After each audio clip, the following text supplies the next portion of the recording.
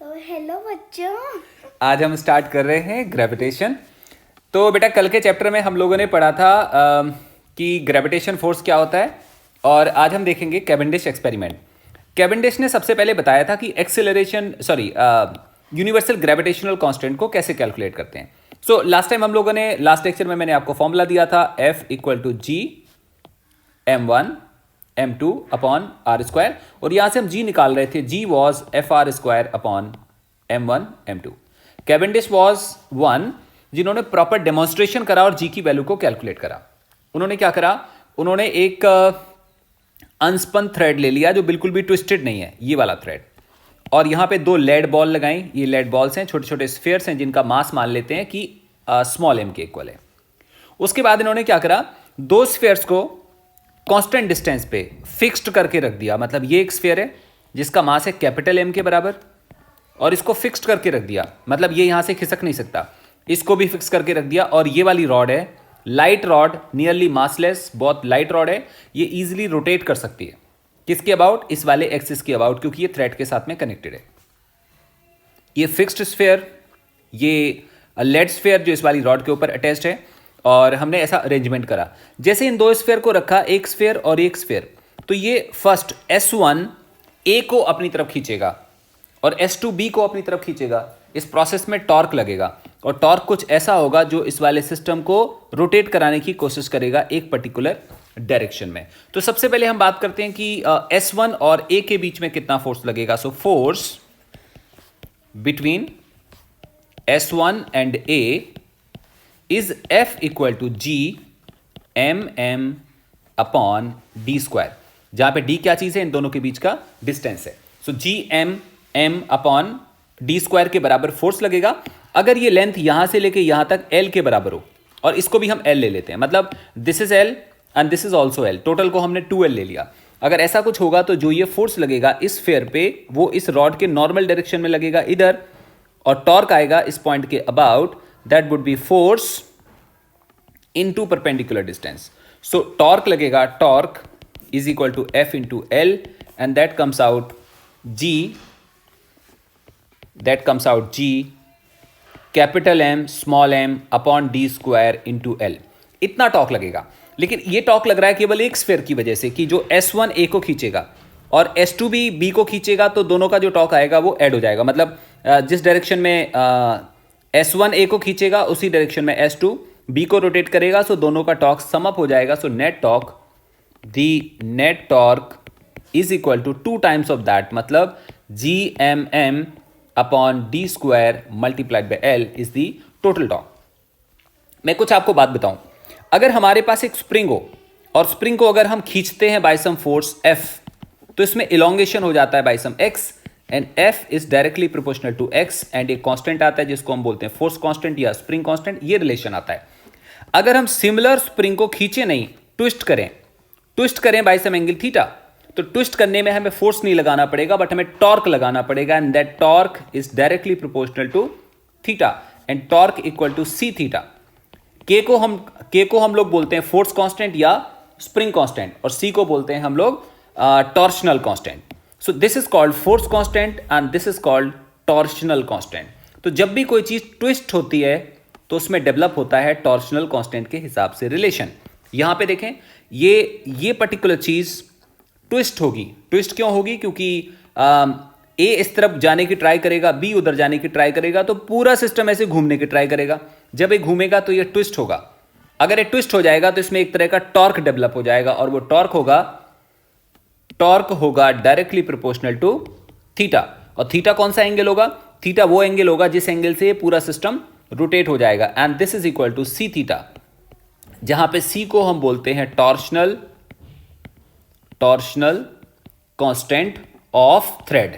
जिस थ्रेड या जिस चीज के साथ वो लटका हुआ है, that is the torsional constant of that particular physical quantity. ऐसे हमारे पास रिलेशन आ जाएगा। अब हम इन दोनों को इक्वेट कर देंगे। यहां से रिलेशन आएगा 2G mm/d² multiplied by L, and that is equal to C into theta. यहां से G की वैल्यू कैलकुलेट हो जाती है, and that G comes out C into d² upon 2 times m ml साथ में थीटा। इसका मतलब हमें यहाँ पे दिखाई दे रहा है कि हम सारी चीज़ें वहाँ पे कैलकुलेट कर सकते हैं। जब आप एक्सपेरिमेंट परफॉर्म करोगे तो आपको मालूम चल जाएगा कितना एंगल रोटेट हुआ है, सी हमें ऑलरेडी गिवन होगा, डी हमें मालूम था, एंड ये सारी चीज़ें पता थी।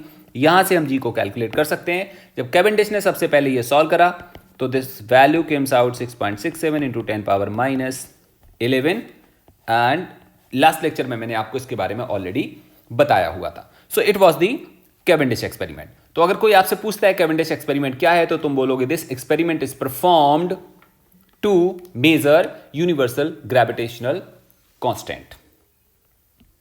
एक अगला पार्ट है that's called shell theorem. Shell theorem,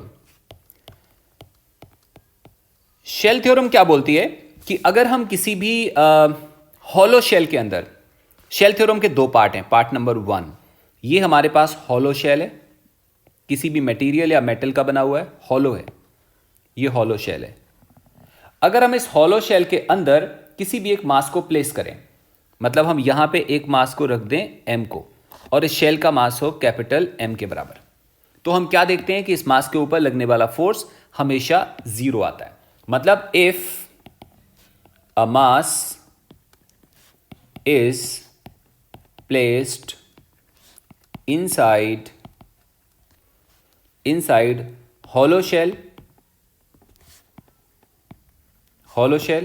then force on mass equal to 0। मतलब अगर हम एक शेल के अंदर, ये हमारे पास शेल है, अगर शेल के अंदर हम किसी भी मास को प्लेस करें यहां पे, तो उस मास के ऊपर आने वाला फोर्स 0 के बराबर आता है। ये इसका प्रूफ हम लोग +2 में करते हैं गॉस लॉ में। एक लॉ होता है that called Gauss law.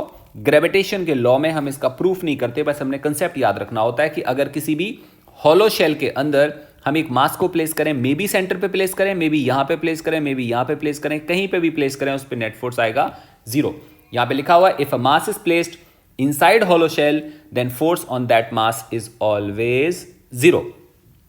1 point. Second point, अगर हम इस वाले शेल के बाहर किसी मास को रखें, इस शेल के बाहर किसी मास को रखें, लेट्स से हम यहां पे मास को रखते हैं, तो ऐसे बिहेव होता है। मतलब फॉर आउटसाइड पॉइंट्स, जब हम इस वाले शेल को बाहर से देखते हैं तो ये एक सिमेट्रिक बॉडी लगती है, और सिमेट्रिक बॉडी लगेगी तो इसका जो इफेक्टिव मास आएगा वो यहां पे नहीं होगा, यहां पे भी नहीं होगा, बट कहां पे होगा, सेंटर पे होगा। मतलब ऐसा लगेगा जैसे इसका अगर मास m के बराबर है तो इसका इफेक्टिव मास कहां पे आएगा, सेंटर पे आएगा।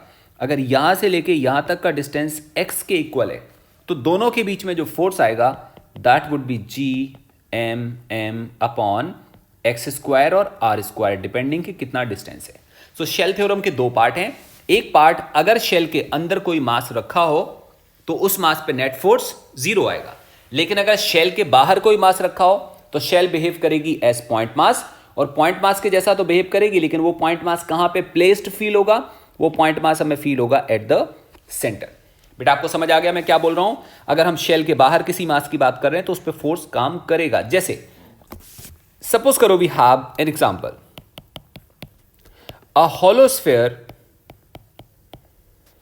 a hollow sphere of mass 1000 kg and radius 10 meter, comma a mass 100 kg is placed at distance A part 5 meter, B part 20 meter from center of sphere. Find force on mass in both cases. Understand करो, a hollow sphere of mass 1000 kg and radius 10 meter. A mass 100 kg is placed at a distance number 1.5 meter, number 2.20 meter from center of sphere. Find force on mass in both cases. इसका क्या मतलब है? पहला case, first case में हमसे बोला है कि हमारे पास एक हॉलो स्फीयर है। हॉलो स्फीयर मतलब एक शेल है ना, ये हॉलो स्फीयर है, और इसका रेडियस कितना गिवन है? इसका रेडियस गिवन है हमें 10 मीटर के इक्वल, दिस इज 10 मीटर। और मास कितना दूर रखा हुआ है? 5 मीटर, मतलब हम कहीं यहाँ पे होंगे। यहाँ पे कितना मास रखा हुआ है? यहाँ पे मास रखा है हमारे पास टोटल 100 kg का, और डिस्टेंस कितना है? 5 मीटर के इक्वल। अभी मैंने शेल थ्योरम में क्या बोला कि जब हम अंदर होंगे तो नेट फोर्स की वैल्यू कितनी आएगी? ऐसे वाले केस में net force on that mass comes out 0, खत्म हो गया। Now we have case number 2। इसी सॉल्यूशन में case number 2 we have shell, ये शेल है और उस मास को हम कहां पे रख रहे हैं? इस सेंटर से यहां रख रहे हैं। कितना दूर? 20 मीटर दूर। And how much is this? 100 kg। और इस शेल का मास कितना है? इसका मास है 1000 kg, और वो कहां पे रखा होगा? वो यहां पे रखा होगा। तो अब मैंने आपको बताया था कि अगर हम बाहर वाले पॉइंट के लिए बात करेंगे तो शेल कैसे बिहेव करेगी? एज पॉइंट मास, और सारा मास कहां पे होगा? यहां पे होगा। तो ये 10 मीटर है और ये 20 मीटर है। ऑल्दो ये वाला मास सरफेस से 10 मीटर दूर होगा, लेकिन डिस्टेंस फिर भी हम कौन सा लेंगे? यहां से लेंगे, and that is the 20 meter. So ऐसे वाले केस में जो फोर्स आएगा, that force will come out G m1 m2 upon r², and that is equal to G 6.67 10 power -11, shell का mass 1000, that other mass 100 divided by 20 whole square. So this comes out 6.67 divided by 4 multiplied by 10 power -8 Newton. ये हमारे पास force का formula आ जाएगा। इस example से मैं आपको समझाना चाह रहा था कि शेल थ्योरम कैसे वर्क करती है। परफेक्ट है। सो दो बातें हमें समझ में आ गई हैं, एक अंदर वाला पॉइंट और एक बाहर वाला पॉइंट। नाउ वी स्टडी, ये छोटे छोटे टॉपिक्स हैं जो मैं आपको पढ़ा रहा हूं। अब हम स्टडी करते हैं सुपरपोजिशन।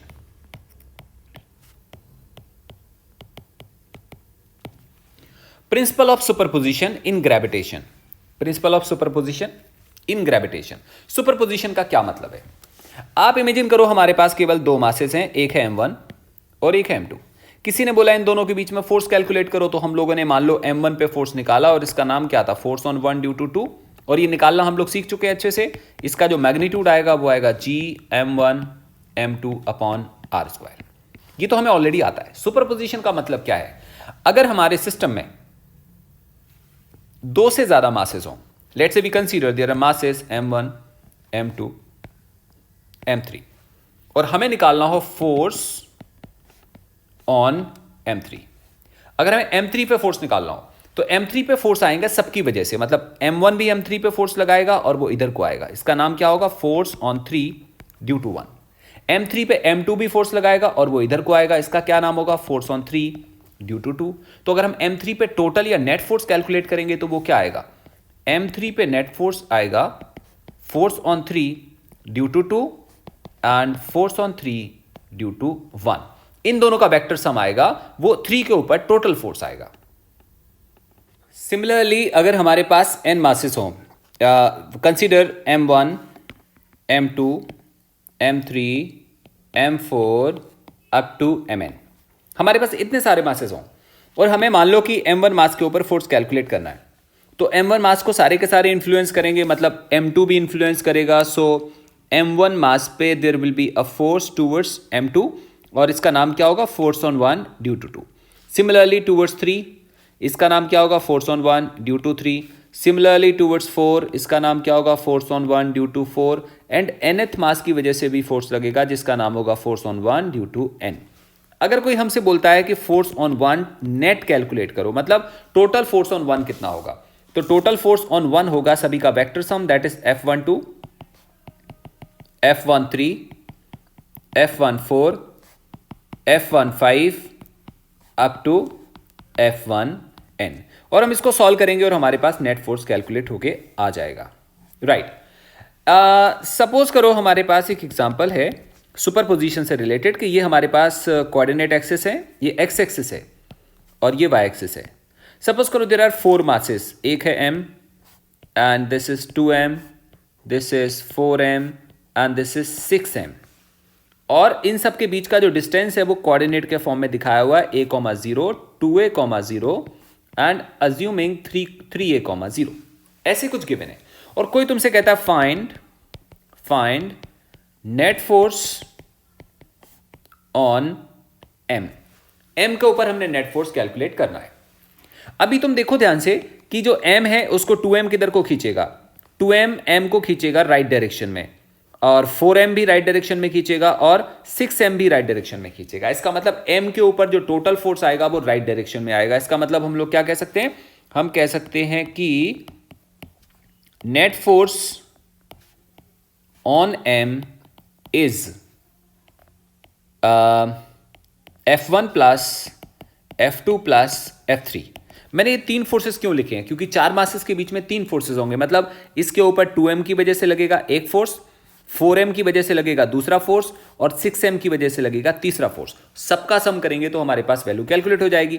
2m कितना फोर्स अप्लाई करेगा m के ऊपर, तो 2m की वजह से m पे फोर्स आएगा G m 2m upon a square, plus F2 is force due to F2 is force due to this 4m on m, और इसकी वैल्यू होगी G m 4m divided by 2a whole square. Similarly G m 6m divided by 3a whole square.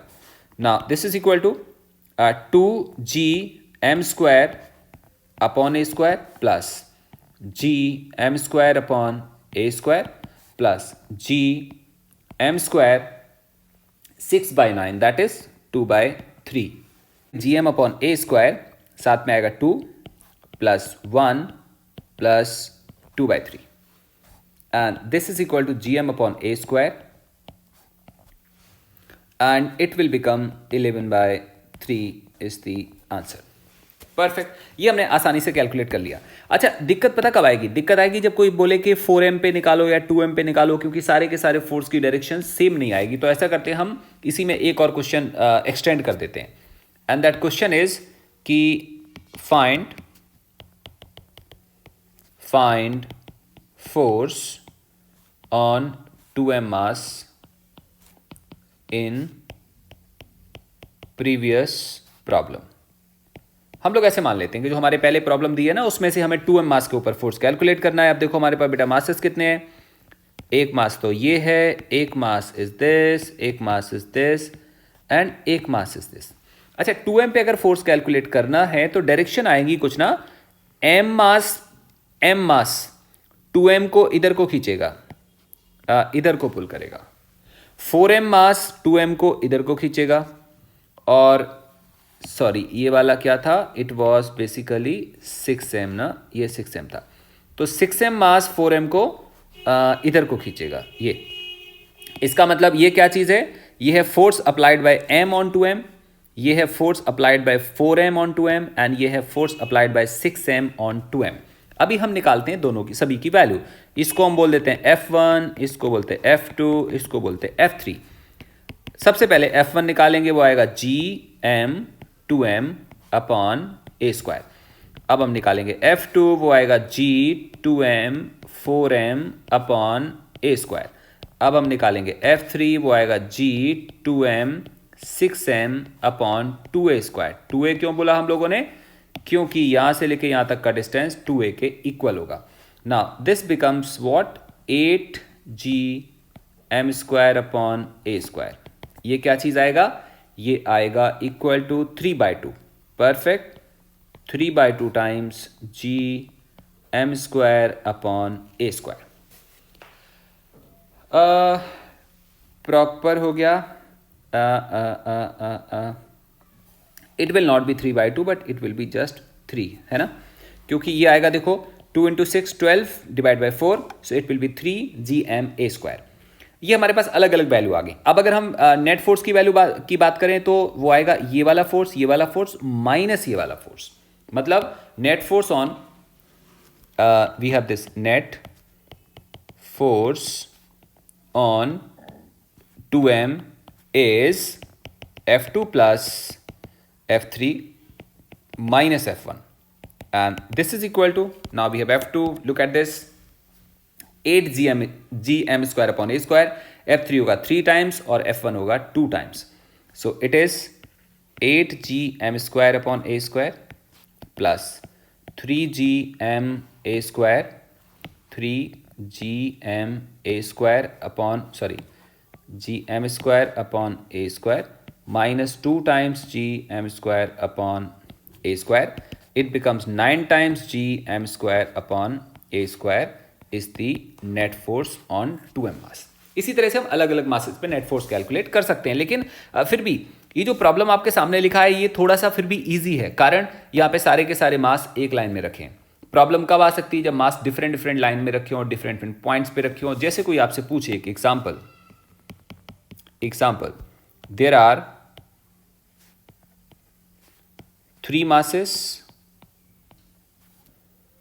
m, 2m and 3m placed on corners of